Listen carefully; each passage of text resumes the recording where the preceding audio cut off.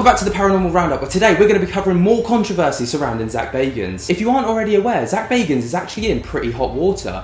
And that water is only getting hotter with more and more people coming forward to try and quote-unquote expose him for cancelling their shows. Now, it's believed by these people that Zak is actually doing this because the shows that are getting cancelled are actually beating his in the ratings, therefore overshadowing him and his shows like Ghost Adventures. Before we carry on with the video, we want to give a massive shout out to our channel members, as without the support from those guys, the things that we're able to do in our house and the videos that we're able to make just wouldn't be possible. And because of their small contributions, they also get exclusive perks like extra videos every single week, early access to videos, and regular shout-outs just like this. So if you want to become a channel member, then be sure to get down in the description or the pinned comment where there will be a link. Anyway, back to the video. And this story only gets crazier with recently a man called Bill Hartley speaks out about his show Ghosts of Shepherdstown being cancelled, also by Zak Bagans. Bill is a close associate of Nick Groff after working with him for many years, and when he saw what Nick had said, he felt it was the right time to speak out about his cancellation because he saw a lot of similarities between what happened to Nick and himself. Now, in this video, he does go on to state that he actually knew that Nick was going to be posting the exposure video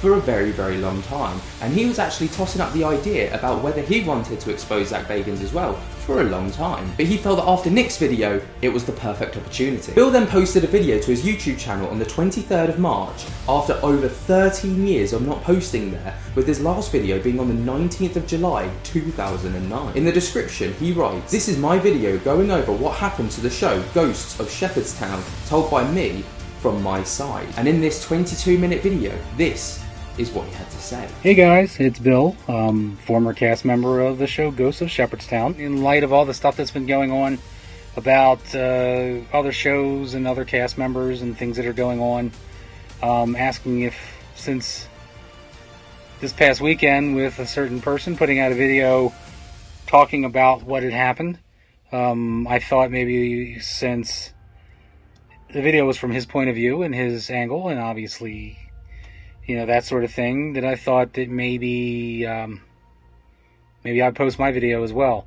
I've been apprehensive. I've been thinking about doing this video for a while now. I knew about Nick's video coming for a while, for a few weeks, and so it put it in my head that it might be nice finally to get this off my chest as well. It kind of opens the door for me to be able to actually tell my truth now.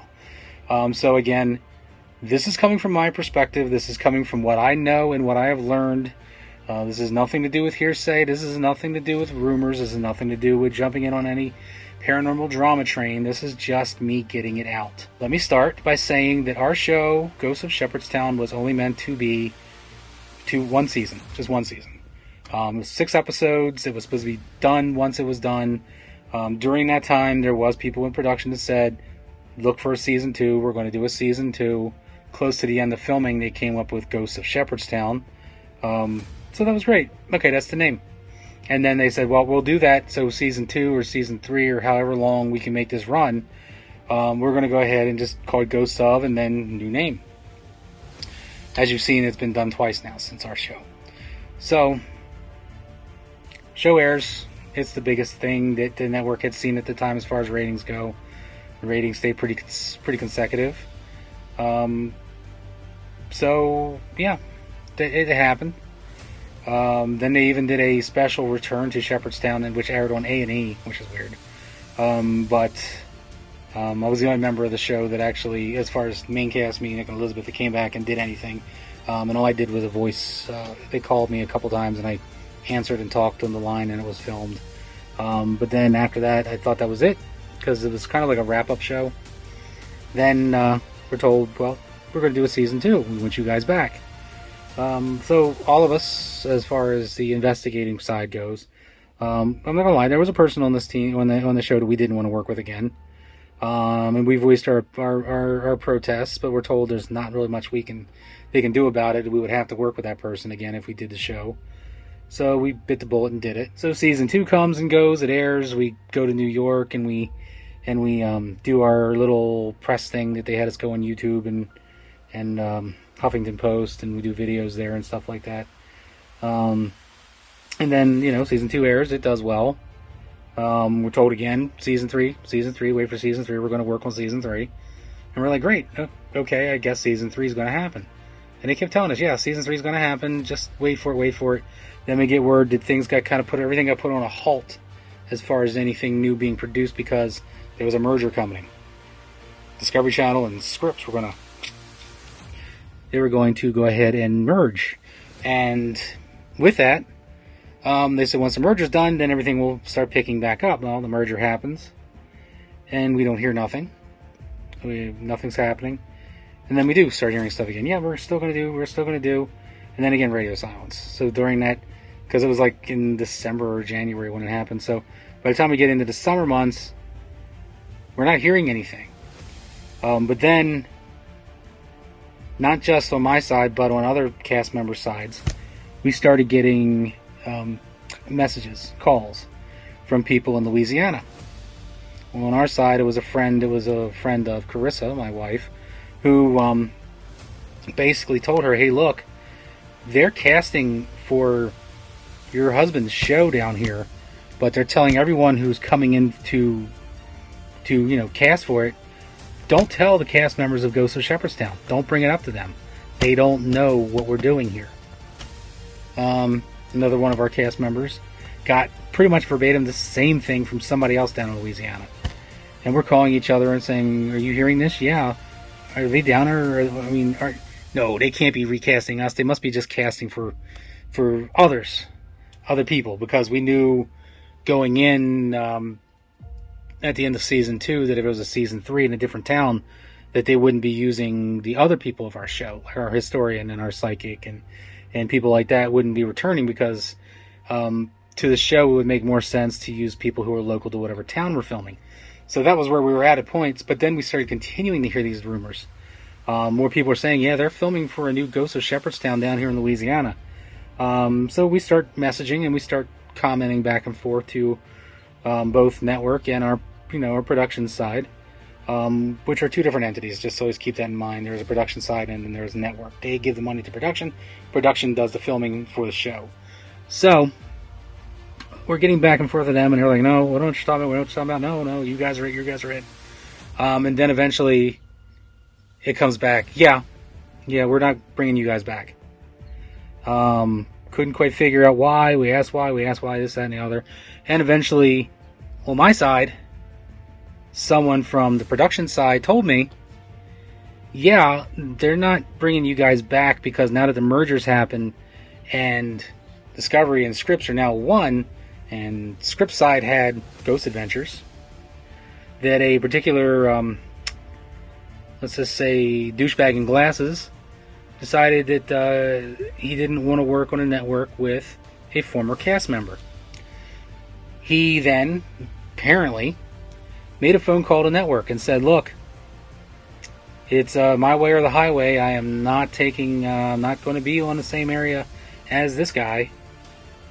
Now, I go back and I'll go, like I said, I'm the big go-between. I ran and spoke to this particular person who said, yeah, I'm hearing the same thing. He said, well, let me see what I can do. In the meantime, I'm talking to one of our people on the actual network side, and they say the same thing. Look, the issue isn't with anybody in the cast except for Nick. This guy made a phone call and basically said, look, I don't ever want to see him working on this network. Now, instead of what I thought, what others have thought, what others have said, including Nick himself, was basically, well, if the guy's a problem with me, it's no sense torpedoing the entire show and basically screwing over everybody who had been sitting for more than a year waiting to do this season 3. Just recast Nick and bring everyone else back, or who they were going to bring back. But they decided, since new town, new team, just go that way. And I basically said, well, look, I think it's kind of fucked up. And they told me too, yeah, it's fucked up, but there's nothing we can do about it. Someone on production side suggested that maybe, okay, you guys are out of the show and everything else, but maybe we can find a way of doing a workaround to bring you and Elizabeth in for a cameo or part of an episode, just to kind of make it look like our new team is having issues and they need your guys' help to come down and help solve whatever that particular episode was going to solve. And I think it was pretty unanimous. We all said, no, we're not going to do something like that. We strategically all go to network and say, let us out of our contract, because if something else was to come along and somebody else wanted to use us, we didn't want to be bound to a contract for another year, which was where it would have started at, for us to just to sit around and twiddle our thumbs. So we get out of our contracts. Little did we know, after we got out of our contracts, we had also, for the most part, be blackballed. Do I know this for sure? No, but if you think about all the other paranormal shows that have run and gone away and then come back, or another show comes back with these cast members, almost in a circle. And again, not to call anybody out, because I don't, like I said, I know these guys some, but I don't, I don't know them, but I know that they're good guys.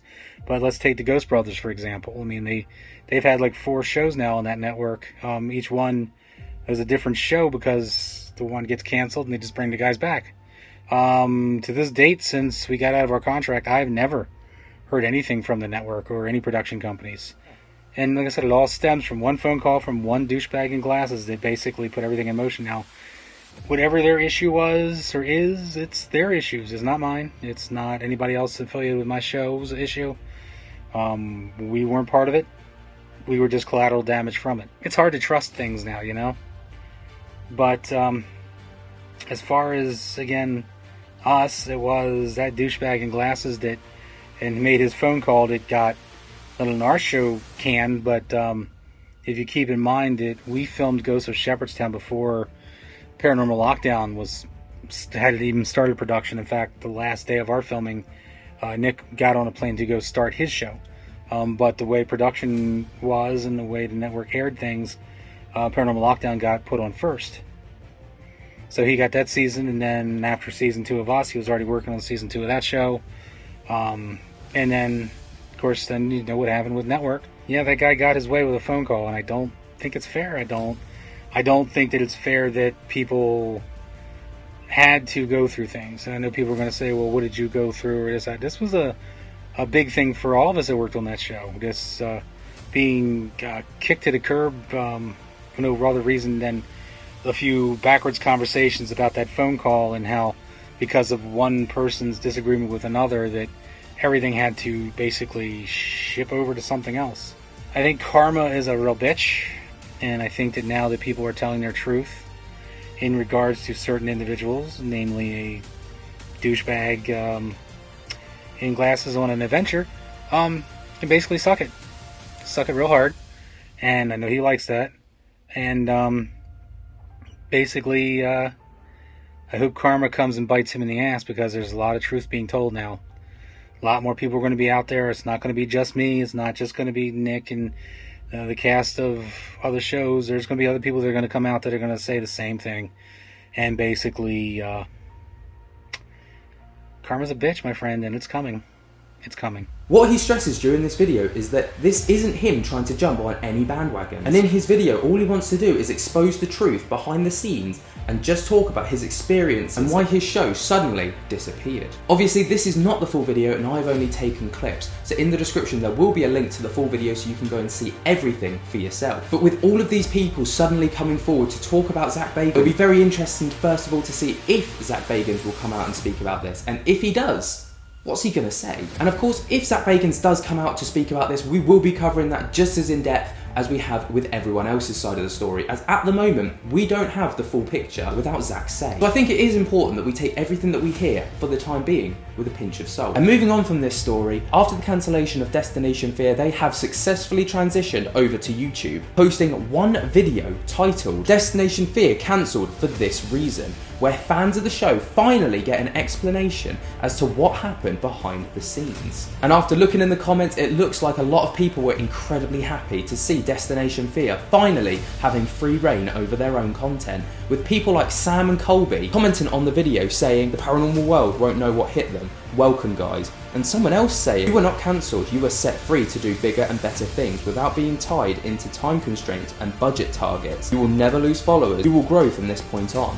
Thank you for sharing your fears and sometimes laughter. Love from the UK. With all of this support and a fundraiser of over $250,000 to create projects, it looks like things are really on the up for Destination Fear, and them leaving the TV network could have possibly been the best thing that might have happened to them. But this is not where the Zak Bagans story ends, as we have got a video planned with the lead producer and host of one of the world's biggest paranormal TV shows that unexpectedly got cancelled after some shady things went on behind the scenes. At the minute, we are just touching up that video to try and make it perfect, and there are actually in fact more people to come out to speak about the topic at hand. So make sure to keep it locked to the Paranormal Roundup, subscribe to this channel so you do not miss that video. It's an exclusive, as other than the host and producer of the show, me and Lainey are the only two people on the planet to know about this story. Now before we wrap up this video, I do want to say a massive thank you to Casper Site for the incredibly unexpected shout out in one of his most recent videos. The other thing I wanted to say as well is I came across a channel, alright? You may have heard of them, called Lainey and Ben.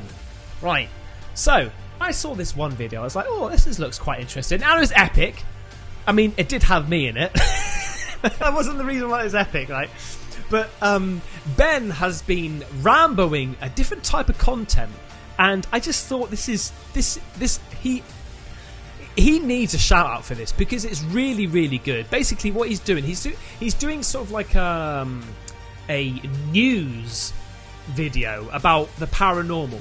You know, like news. It's almost like drama alert, but for the paranormal. It's really, really good. So like there's a bit of controversy, there's some updates and stuff like that. So well done, Ben, mate. I'm telling you, you're absolutely rambling it. I think you've got something there, mate. I really do. So keep at it, man. Keep at it. I think it's going to be really, really good. I saw one the other day. It was called Paranormal YouTubers here. Paranormal YouTubers stealing content from each other and top 5 something ... It's really good, really interesting. It's absolutely wonderful to see everybody enjoying this type of content from us, and we're really enjoying making it. And I hope that you guys can see that in the love that we're trying to put into every video that we upload at the moment. So massive shout out to Casper Sol, and at the time of recording, he is currently sat on 498,000 subscribers. It would be absolutely amazing if you guys could go over to subscribe to him. There will be a link in the description. Let's get him to 500,000 subscribers and let him know where you came from. So that's it for the Zak Bagans drama so far. What do you guys think on these supposed exposures on Zak Bagans? Let me know down in the comments below. I'd absolutely love to hear your thoughts and opinions. And until next time, we hope you've enjoyed, and we'll speak to you later. Peace.